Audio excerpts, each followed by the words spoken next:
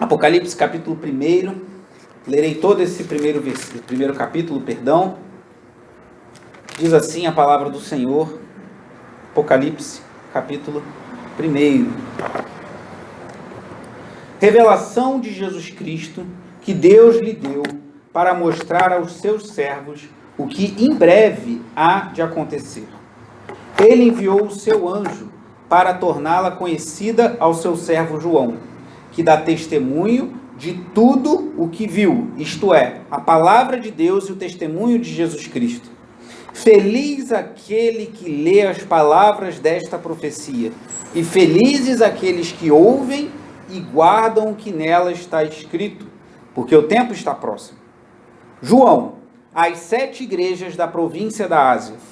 A vocês, graça e paz da parte daquele que é, que era e que há de vir, dos 7 espíritos que estão diante do seu trono, e de Jesus Cristo, que é a testemunha fiel, o primogênito dentre os mortos, e o soberano dos reis da terra.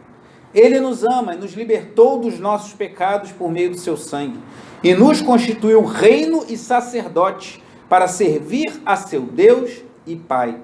A ele sejam glória e poder para todo o sempre. Amém. Eis que ele vem com as nuvens, e todo olho o verá, até mesmo aqueles que o transpassaram, e todos os povos da terra se lamentarão por causa dele. Assim será. Amém. Eu sou o Alfa e o Ômega, diz o Senhor Deus, o que é, o que era e o que há de vir, o Todo-Poderoso. Eu, João, irmão e companheiro de vocês no sofrimento, no reino e na perseverança em Jesus, estava na ilha de Pátimos por causa da palavra de Deus e do testemunho de Jesus. No dia do Senhor, achei-me no Espírito e ouvi por trás de mim uma voz forte como de trombeta, que dizia: escreva num livro o que você vê e envie a estas 7 igrejas: Éfeso, Esmirna, Pérgamo, Tiatira, Sardes, Filadélfia e Laodiceia. Voltei-me para ver quem falava comigo. Voltando-me, vi 7 candelabros de ouro, e entre os candelabros alguém semelhante a um filho de homem, com uma veste que chegava aos seus pés, e um cinturão de ouro ao redor do peito.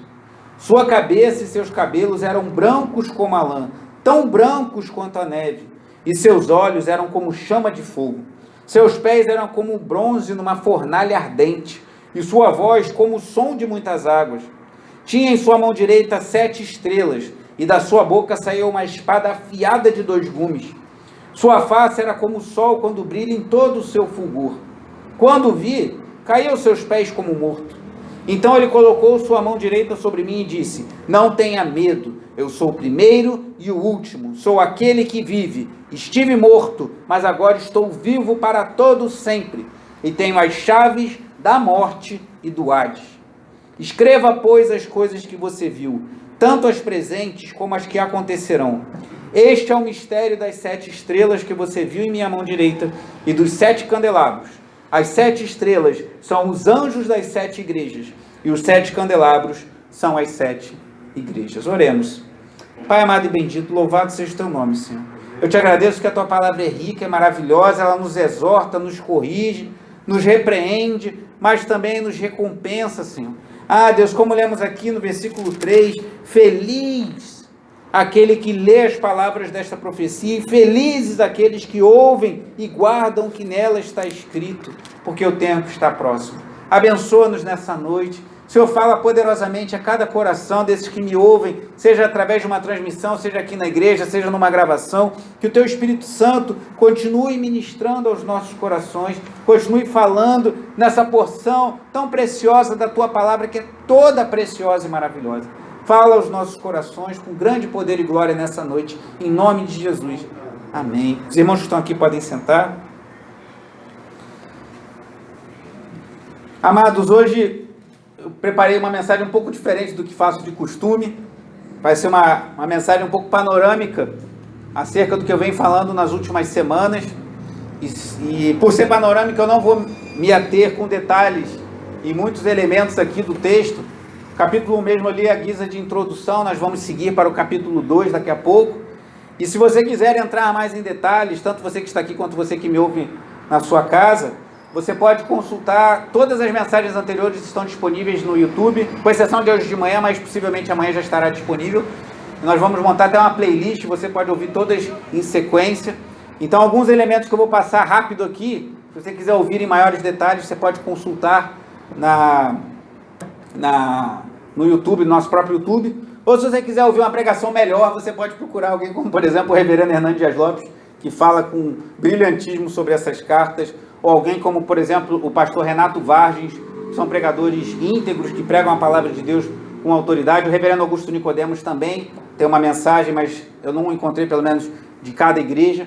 Mas o reverendo Hernando Dias Lopes, o pastor Renato Vargens, da igreja da Aliança, se não me engano, o nome da igreja dele, lá em Niterói, são homens que você pode, se você tiver interesse em estudar mais sobre isso, pois há um universo a nos debruçarmos e aprendermos aqui. Então hoje eu quero fazer um apanhado geral e pegar alguns elementos aqui que são muito importantes para nós no estudo da escatologia, no estudo da palavra de Deus. Como eu tenho falado desde o início, algumas pessoas ficam com medo quando abrem Apocalipse. Algumas pessoas leem o livro de Apocalipse com mais reverência do que o restante da Bíblia. Quando abrem Apocalipse ficam mais eretos, mais firmes, assim, como se fosse um livro mais santo do que os outros, mas toda a palavra é útil. Também tem falado desde o início que o Apocalipse está conectado com toda a escritura anterior, tanto Novo quanto Antigo Testamento. Falei muito isso na primeira e na segunda mensagem dessa série. Está tudo conectado. As imagens aqui que Jesus usa para se revelar ao seu povo, revelar a João e servem para nós, estão conectadas com o que está no passado. Então hoje eu quero fazer um apanhado breve, um panorâmico, sobre um pouquinho de cada igreja e o que isso importa para a minha vida como cristão, mas para a nossa vida como igreja. E a primeira lição que eu quero trazer para nós aqui, irmãos, nessa noite, é que, aqui no versículo 12 do capítulo 1 ainda, quando João se volta para aquele que é o próprio Jesus, versículo 12 do capítulo 1, ele fala: voltei-me para ver quem falava comigo. Voltando-me, vi 7 candelabros de ouro, e entre os candelabros alguém semelhante a um filho de homem. Só até aí, entre os candelabros alguém. Primeira coisa que eu quero trazer ainda nessa introdução, para a nossa reflexão nessa noite, é que a igreja, irmãos, não é um projeto humano. A igreja não é algo da cabeça de um pastor, de um bispo, de um líder, de uma liderança carismática. A igreja é algo que quem tem o controle é o próprio Cristo. Versículo 20, como lemos aqui, ele falou: as 7 estrelas que você viu em minha mão direita são os anjos das 7 igrejas, os mensageiros, aqueles que trazem a palavra de Deus, possivelmente as lideranças da igreja. E os 7 candelabros são as 7 igrejas. Então, como eu falei no início, Cristo está no meio da sua igreja. E Ele nos adverte como igreja, porque Ele quer que nós nos alinhemos com a sua vontade.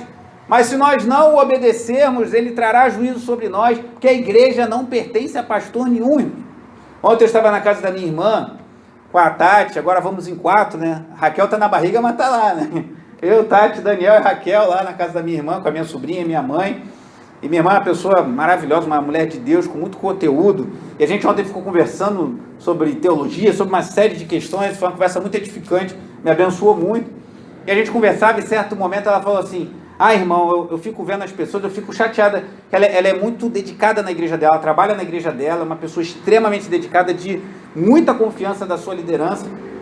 E ela falava em algum momento assim: eu fico chateada às vezes que as pessoas falam mal de pastor. Outro dia alguém veio falar mal do pastor dela, pastor Ricardo, veio falar mal do pastor Ricardo para mim, eu fiquei muito chateado, falei com a pessoa: você sabe o que é? Você já experimentou? Você nunca liderou lá a igreja dela, trabalha com células, né? Você nunca liderou uma célula na sua vida, você sabe o que é liderar uma igreja? Sabe que a igreja dela tem 2.000 membros e tem umas, não sei, 5 ou 6 igrejas associadas a eles. Você sabe o que é liderar uma igreja? Você nunca liderou uma célula, tu nunca liderou um grupo de oração, nunca liderou nada. Como é que você está falando que o pastor não sabe o que está fazendo? E ela estava meio chateada com isso. Aí ela falava: o trabalho de vocês é muito difícil. Ser pastor é algo muito difícil. E aí eu me lembrei, irmãos, quando eu cheguei na nossa igreja lá da freguesia, há quase 20 anos atrás, nos idos dos anos 2002, 2003, por aí mais ou menos, eu lembro que uma vez a gente teve um café da manhã lá na freguesia, ali embaixo, Marquinhos, tem um saguão que vai agora para o Templo Novo, a gente fazia uns cafés da manhã, né? E aí eu sentei na mesa com o pastor Roberto. Pastor Roberto com seus cabelos mais cheios e mais negros, mais escuros. E ele estava ali, e eu lembro disso, irmãos, que eu falei para ele, e ele falou na pregação, eu falei, pastor, eu fico imaginando ser pastor é algo muito difícil, né? E depois ele comentou na pregação, eu nunca imaginava, eu ali, recém-convertido, que um dia eu estaria na posição dele, guardado as devidas proporções. Então, a minha irmã falava isso ontem, eu lembrava disso, e realmente é um desafio, irmãos, você tem uma liderança espiritual, está à frente de uma igreja. Só que, na verdade, irmãos, é um trabalho que eu, às vezes, refletindo nas minhas viagens, assim, é um trabalho extremamente difícil e um trabalho muito fácil. Por quê? Extremamente difícil, porque se você pensar na responsabilidade de nutrir o pessoal, o povo espiritualmente, de administrar a palavra de Deus, de administrar conflitos na igreja, liderar pessoas, é muito difícil. Mas se você pensar que você é simplesmente um instrumento para que Cristo lidere a sua igreja, isso se torna muito fácil, irmão. Quando eu vim aqui para o Anil no ano passado, eu falei isso muito para os irmãos, eu tive uma convicção muito clara no meu coração de que Deus estava me trazendo para cá e que Ele tinha um propósito, e continuo com essa convicção. E como tenho falado para os irmãos, quando cheguei aqui, falei que essa igreja foi uma bênção para a minha vida e para a minha família, e hoje eu continuo falando a mesma coisa, e é uma bênção até maior do que eu esperava naquela época. Então tem sido uma bênção, tem convicção. Então eu creio que Deus me trouxe para cá, para ser bênção na vida dos irmãos e para a igreja ser bênção na minha vida, como tem sido na vida da minha família. Então é um peso, uma responsabilidade, sim, não podemos negar isso. Mas a igreja não é minha, irmãos. A igreja cristã Nova Vida do Anil não pertence a mim. A gente fala às vezes dos diáconos, às vezes o pastor, um jeito de falar, fulano é meu diácono. Eu não tenho nenhum diácono. Nenhum diácono, porque nenhum diácono pertence a mim, os diáconos pertencem a Cristo. Aqui na igreja nós temos 4 diáconos que pertencem a Cristo, e eles servem a Cristo, e eu sirvo a Cristo junto a eles como pastor, e na hierarquia eu tenho uma responsabilidade sobre a vida deles. Mas eles não são meus diáconos, eles são diáconos de Cristo, chamados por Jesus para cumprir o seu propósito. E nós servimos juntos a Deus com alegria. Então é um privilégio, irmãos, estar aqui pregando a palavra, ter o privilégio de fazer o que eu estava falando para os irmãos, poder buscar de Deus a direção para falar de escatologia, para falar de Malaquias, isso é um privilégio, é uma bênção. Então é trabalhoso, é desgastante. Hoje eu saí da igreja, eu confesso que o meu joelho começou a falsear, fiquei em pé muito tempo, eu tenho um probleminha no joelho, eu falei, vai dar ruim, vou ter que levar na retífica para consertar o joelho. Mas a gente sofre, a gente passa pelas lutas, pelas dificuldades, mas a gente vai em frente. Por quê, irmãos? Porque no meu coração eu tenho muito claro que o Senhor, quem anda entre os candelabros é Cristo, irmãos. Ele está andando entre nós aqui essa noite, Ele se faz presente. Ele é o Senhor da igreja. Então eu sou um simples instrumento em suas mãos, como são os diáconos, como são os ministros, como são as irmãs, como são cada trabalhador, como cada músico. E meu papel é só ser atrapalhar pouco a obra de Cristo, irmão. Se eu atrapalhar pouco, como diz o pastor José Nildo, que é um amigo lá da igreja Cristã Nova Vida do Lote 15, se eu atrapalhar pouco, já está muito bom. Porque Cristo é o Senhor da igreja, Ele é o cabeça. Então, nosso papel é o mesmo papel de João Batista. Convém que ele cresça, que eu diminua, e apontar. Ele é o Cordeiro de Deus que tira o pecado do mundo. Nosso papel é apontar para Cristo. Então, minha irmã falava isso, eu pensava, realmente é um desafio muito grande você liderar pessoas. Eu acho que o maior desafio, se você me perguntar no ministério, na minha opinião, talvez ninguém acertasse se eu abrisse aqui para vocês sugerirem respostas, mas para mim o maior desafio é a constância. Porque você preparar uma mensagem, você orar, depender de Deus, às vezes o Espírito Santo fala aos corações, fazer um louvor abençoado como o diácono Alain conduziu essa noite. Isso, agora, o que me assusta é você pensar em fazer isso pelos próximos 15, 20, 30 anos. Mas a gente depende do Espírito Santo, que o líder ele deve ser uma pessoa que transmita segurança e constância, padrão para os fiéis, como Paulo falou a Timóteo. E isso eu confesso que me assusta, meu Deus. Porque você que não tem um papel de liderança, um dia você não estiver muito bem, as pessoas não percebem muito. Agora, se o líder começar a fraquejar na fé, isso fica claro aos olhos da igreja. Então isso é uma responsabilidade. Mas onde eu vou buscar forças para ter constância espiritual para poder abençoar a igreja e ser um instrumento nas mãos de Deus? Aonde? Na única fonte que é Cristo. Então isso me leva para perto de Cristo, isso me leva a depender do Senhor. Louvado seja Deus. Mais uma vez eu sou um privilegiado, porque talvez mais do que todos aqui eu sou mais empurrado a depender de nosso amado Salvador. Então o ministério é uma bênção, irmãos. O ministério é um presente, o ministério é uma bênção, uma graça de Deus. Podermos servir ao Senhor como líderes em sua igreja, um grande privilégio. Então, voltando para cá, Cristo está no meio da sua igreja. Cristo é o cabeça. Cristo é o que segura as 7 estrelas em sua mão direita. Cristo é quem passeia nos candelabros. A igreja tem um papel de, como candelabro, ele ilumina, ser luz do mundo. E nós somos luz do mundo porque o Cristo bendito está no meio de nós. Aleluia! Mas eu queria voltar nessa mensagem de conclusão dessas últimas mensagens sobre as 7 igrejas na Ásia Menor, lembrando o padrão que eu tenho trazido para os irmãos, que eu tenho chamado dos 5 R's. Cristo se revela àquela igreja, Cristo reconhece, faz um elogio a cada uma daquelas igrejas, com exceção de Laodiceia, que eu falava mais cedo. Cristo repreende, exorta cada uma daquelas igrejas, com exceção de Esmirna e Filadélfia. Cristo recomenda algo para aqueles irmãos, para que sejam encontrados aceitáveis diante deles, e Cristo retribui com juízo aqueles que não ouvem a sua voz, que não ouvem o Espírito Santo, e com promessa de bênção para aqueles que são fiéis. Então, Cristo se revela, Cristo reconhece, com exceção de Laodiceia, Cristo repreende, Cristo recomenda e Cristo retribui. Tudo é nele e para ele. E também é um outro padrão que eu quero chamar a atenção dos irmãos, e nós vimos essas semanas, e vamos voltar aqui, que Cristo, para cada uma daquelas igrejas, ele fala que conhece as obras, com exceção de Esmirna, que era uma igreja sofredora, e Deus é tão maravilhoso, que para aquela igreja que é a mais sofredora, a mais pobre das 7 igrejas, ele não fala conheço as suas obras, mas ele fala conheço as suas aflições. Então Jesus conhece cada uma de nossas obras, Jesus conhece tudo o que nós fazemos, e conhece também cada uma das aflições do seu povo. Talvez você essa noite está aqui com o coração angustiado, ou nos ouve por essa transmissão, e seu coração está abatido, está angustiado, você está aflito, você está se sentindo aflito, e eu não sei disso. Talvez o irmão que está ao seu lado, o seu cônjuge na sua casa, não sabe de tanta aflição e dor que há no seu coração, mas Cristo conhece as nossas aflições. Então, a primeira coisa desses 3 pontos que eu quero chamar a atenção, que há em todas as cartas, é que Cristo, ele conhece cada obra de cada igreja. E essas 7 igrejas, existe uma interpretação, eu falo de escatologia com muito temor, irmãos. Primeiro que a gente tem que sempre falar diante de Deus com temor. Segundo, porque eu não sou nenhum especialista em Apocalipse nem em escatologia. O meu conhecimento é muito raso ainda sobre esses assuntos, que eu sei que tem muito mais a aprender. E terceiro, que mesmo que eu soubesse muito sobre escatologia e Apocalipse, como eu já vi homens de Deus que conhecem muito sobre esse assunto, nós temos que ter humildade. Passa a mão. Porque existem assuntos aqui que dão margem para interpretações diferentes. Então, mesmo alguém que tem um conhecimento muito aprofundado, que eu não tenho, deve ter humildade de reconhecer que tem coisas aqui que uns vão pensar de um jeito e de outro. Então, com humildade, eu falo que tem pessoas que entendem que cada igreja representa uma era da igreja como um todo. E eu particularmente respeito esses irmãos, mas não creio que seja dessa forma. Creio que aqui, essas igrejas num todo representam todas as igrejas, como a gente vai ver daqui a pouquinho. Então, para nós hoje, para as igrejas cristãs de todos os tempos, Jesus fala que conhece as obras, Esmirna ele fala que conhece as aflições, ele faz promessas para os fiéis, e para todas elas ele fala, ouça o que o Espírito diz às igrejas.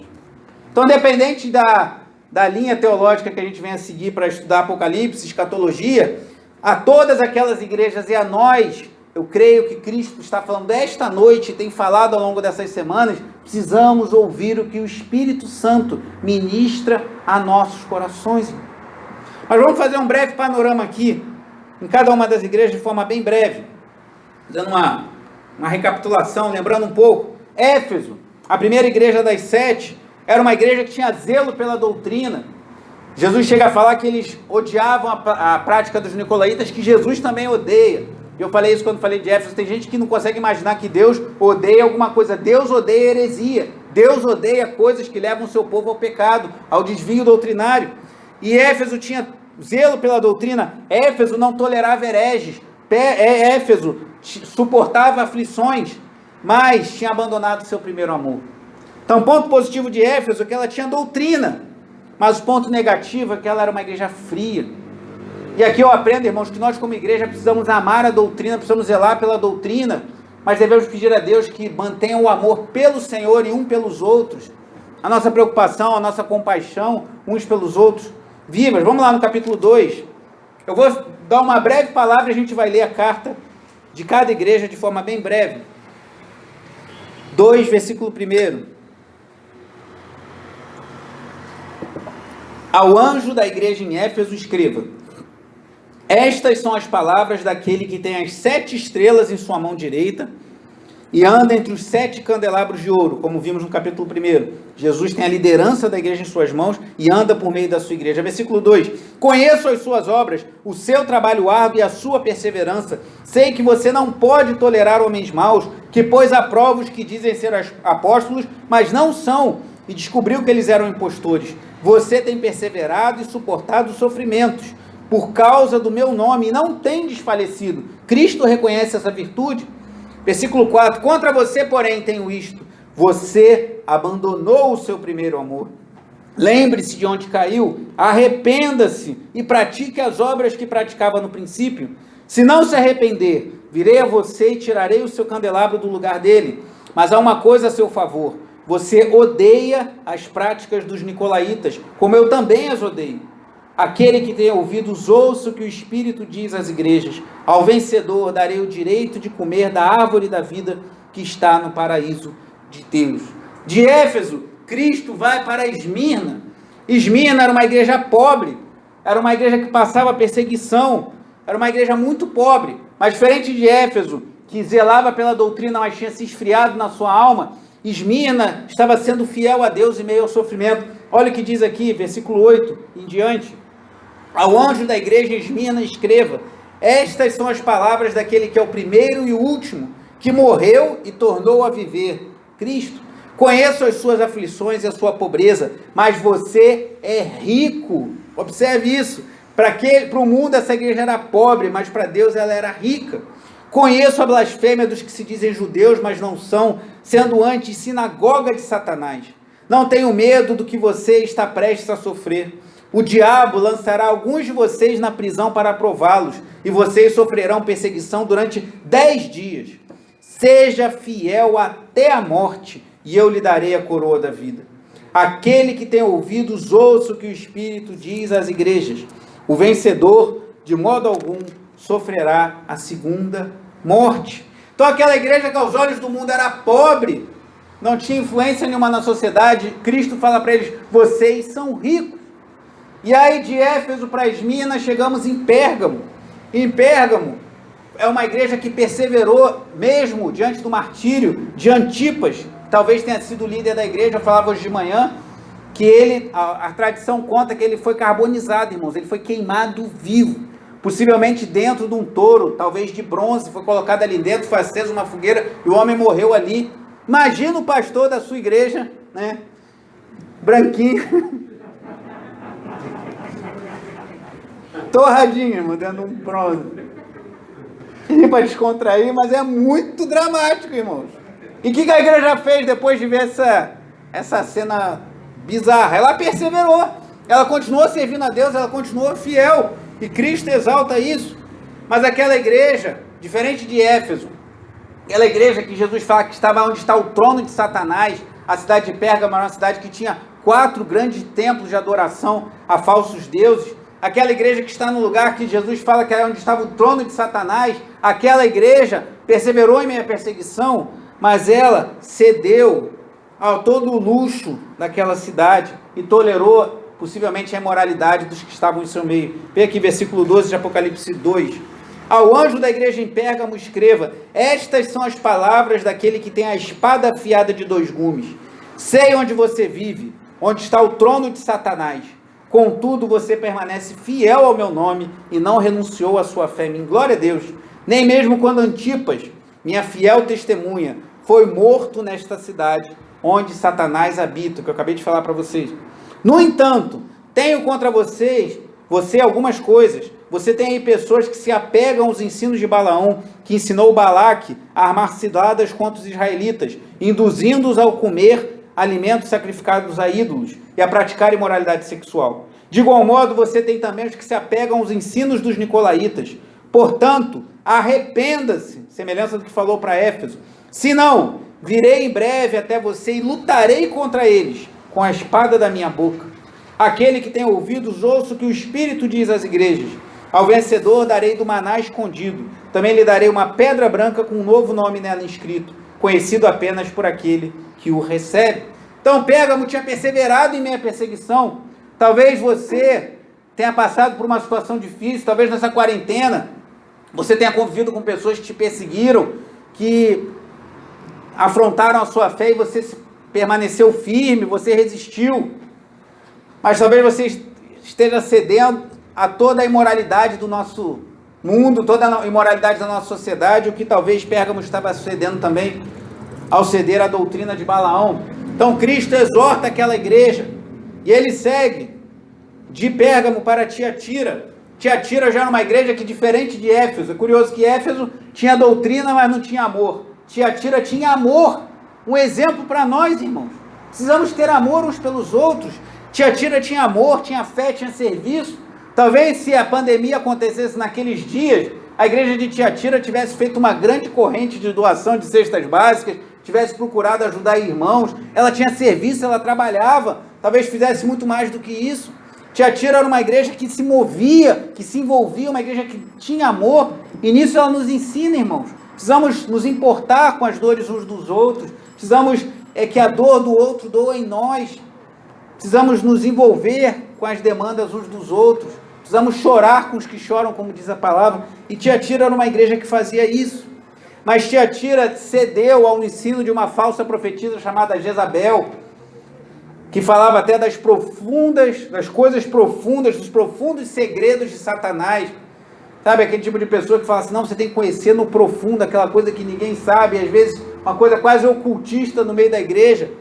E essa mulher levou a igreja à imoralidade, e a igreja estava compactuando com isso. Versículo 18. De Apocalipse 2, ao anjo da igreja em Tiatira, escreva, estas são as palavras do Filho de Deus, cujos olhos são como chama de fogo, e os pés como bronze reluzente. Conheço as suas obras, o seu amor, a sua fé, o seu serviço e a sua perseverança, e sei que você está fazendo mais agora do que no princípio. No entanto, contra você tenho isto, você tolera Jezabel, aquela mulher que se diz profetiza. Os seus ensinos, ela induz os meus servos à imoralidade sexual e a comerem alimentos sacrificados aos ídolos. Dei-lhe tempo para que se arrependesse da sua imoralidade sexual, mas ela não quer se arrepender. Por isso vou fazê-la adoecer e trarei grande sofrimento aos que cometem adultério com ela, a não ser que se arrependam das obras que ela pratica. Matarei os filhos dessa mulher. Então todas as igrejas saberão que eu sou aquele que sonda mentes e corações, e retribuirei a cada um de vocês de acordo com as suas obras. Aos demais que estão em Tiatira, a vocês que não seguem a doutrina dela, e não aprenderam, como eles dizem, os profundos segredos de Satanás, digo, não porei outra carga sobre vocês. Tão somente apeguem-se com firmeza ao que vocês têm, até que eu venha. Aquele que vencer e fizer a minha vontade até o fim, darei autoridade sobre as nações. Ele as governará com cetro de ferro e as despedaçará como a um vaso de barro. Eu lhe darei a mesma autoridade que recebi de meu pai. Também lhe darei a estrela da manhã. E aí conclui com o refrão que a gente vê em todas as igrejas. Aquele que tem ouvidos, ouça o que o Espírito diz às igrejas. Então, se Tiatira tinha muito amor pelo próximo, isso é um exemplo para nós, tinha muita preocupação, muita perseverança, muita fé, estava fazendo mais obras agora do que no início, ela estava tolerando a imoralidade no seu meio.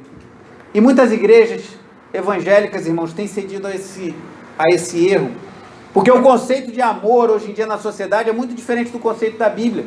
O conceito de amor na sociedade é você procurar satisfazer os seus desejos. Vemos uma sociedade hedonista que valoriza o prazer. Então o amor é quando você se afeiçoa a alguém, mas você quer ter essa pessoa para satisfazer o teu prazer, e essa pessoa quer ter um relacionamento contigo, seja íntimo, seja sexual, seja de amizade, para satisfazer as demandas dela. Só que o amor na Bíblia é um amor sacrificial, o amor de Cristo por nós, que entregou sua vida por nós, e nós devemos amar uns aos outros, como Jesus nos amou a ponto de entregar uns aos outros, entregar nossas vidas uns pelos outros, como diz lá em João, 1 João 3,16, devemos estar dispostos a entregar nossas vidas uns pelos outros, como Cristo entregou sua vida por nós. Então o amor da Bíblia é muito diferente desse amor por aí. E o amor da Bíblia não é um amor que compactua com o pecado, não é um amor que acha que a pessoa ter relações sexuais antes do casamento ou fora do casamento, a imoralidade sexual, porque a Bíblia nos diz que o sexo é algo abençoado dentro do casamento. Antes da pessoa casar ou fora do casamento, para aqueles que já são casados, é pecado diante de Deus. E aquela igreja estava cedendo a isso. ela estava deixando o barco correr. Talvez, nós precisamos amar, precisamos cooperar, precisamos ter compaixão uns dos outros. Devemos amar, devemos ter compaixão dos outros, mas não podemos ser condescendentes com o pecado. E Jesus exorta isso muito seriamente na igreja de Tiatira.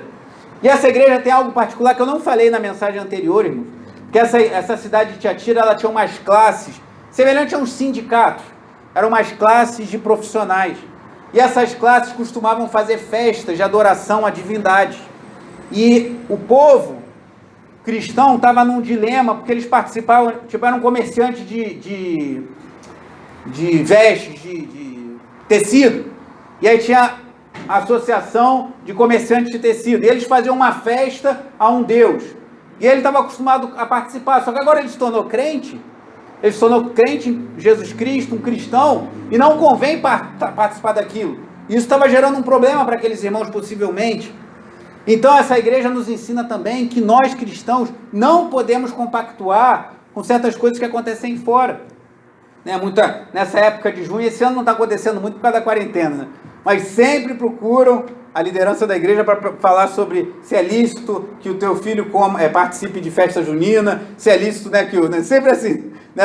Marquinhos liderou jovens também, sempre jovens, adolescentes nos procuram nessa época. Esse ano a gente está de folga nisso aí, por conta da quarentena. Mas será que é lícito nós participarmos de uma festa que tem toda uma origem pagã?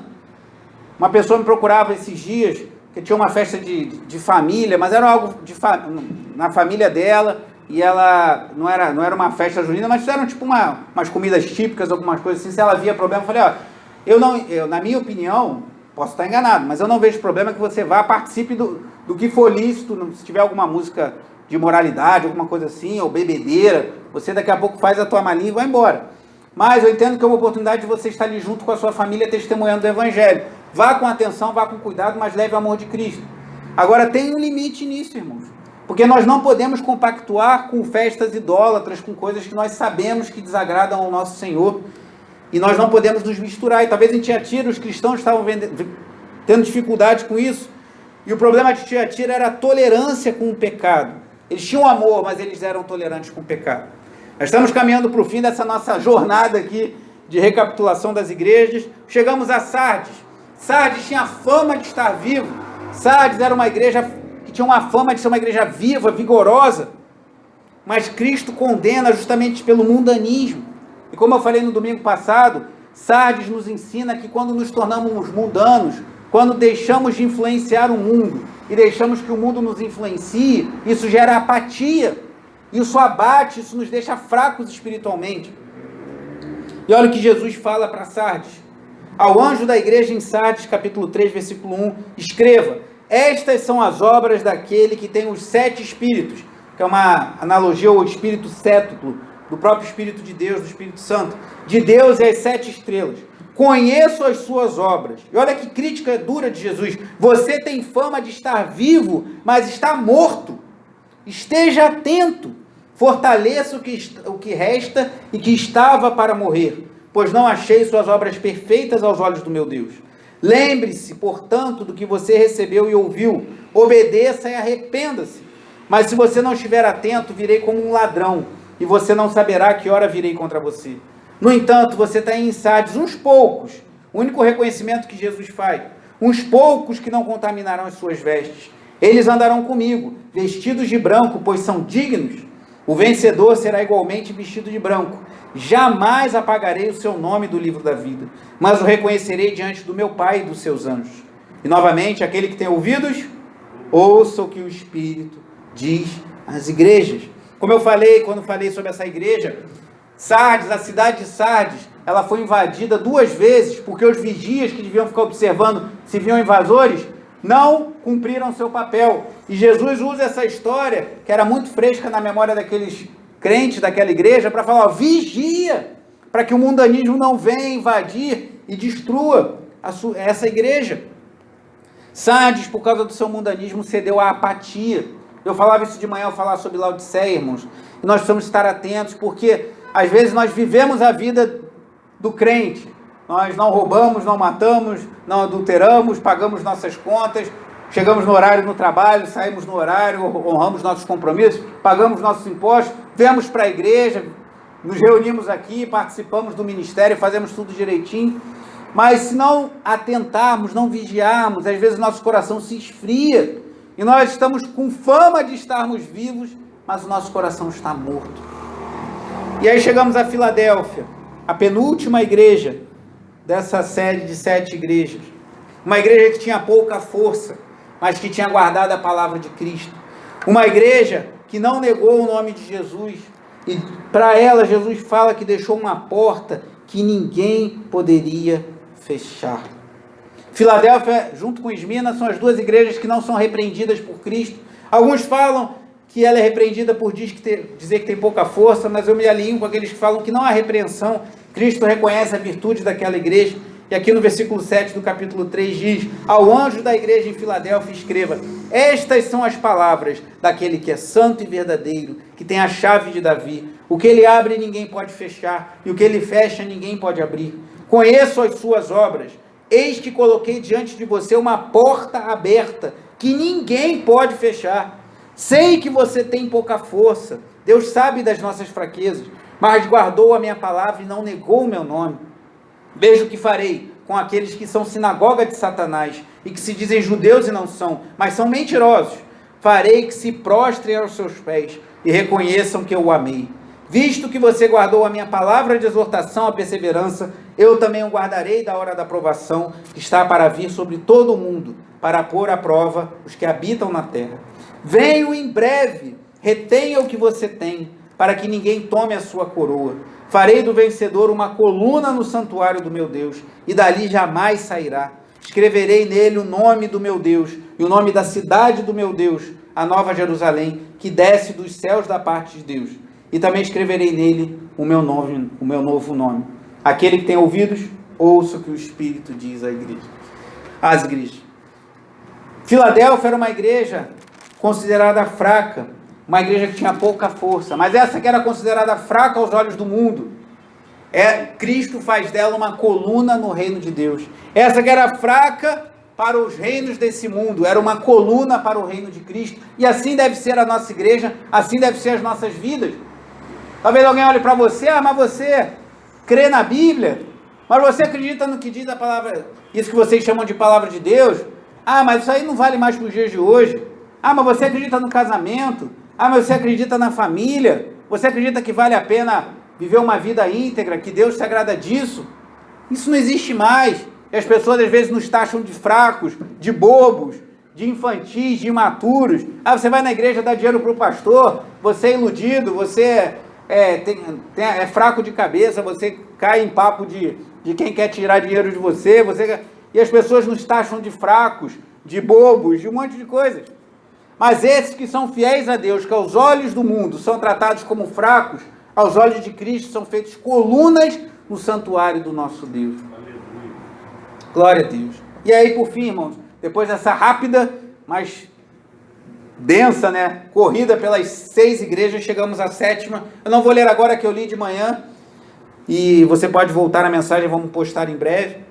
E de manhã eu pregava sobre Laodiceia, uma cidade rica, uma cidade que era um centro bancário, um centro financeiro daqueles dias, uma cidade que tinha uma indústria têxtil muito próspera, que fabricava uma lã que era muito valorizada, e que tinha um centro oftalmológico que fabricava um colírio com um pó chamado pó frígio, que eles faziam.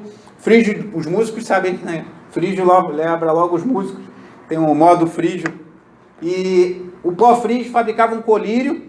E aquela cidade era próspera, aquela cidade era rica. Como eu falei de manhã, ela passou por um terremoto e ela optou por reconstruir com seus próprios recursos, ao invés de usar recursos do império, que era uma cidade próspera, uma cidade cheia de recursos. E a igreja ali dentro estava se achando rica, abastada. Chegava a dizer, como está aqui no versículo 17, estou rico, adquiri riquezas e não preciso de nada. Mas Jesus fala que eles eram miseráveis, dignos de compaixão, pobres, cegos e estavam nus. A igreja na cidade, rica, que tinha um monte de bancos, ela era pobre aos olhos de Deus. A igreja na cidade que fabricava vestes valiosas, ela estava nua aos olhos de Deus. A igreja na cidade que fabricava um colírio que tinha um poder oftalmológico conhecido naquela região, naquela época, estava cega aos olhos de Deus. E a igreja de Laodiceia nos ensina que nós devemos ter cuidado, irmãos, para não sermos arrogantes, para não sofrermos de auto-engano e acharmos que está tudo bem diante de Deus, e talvez não esteja. Ufa!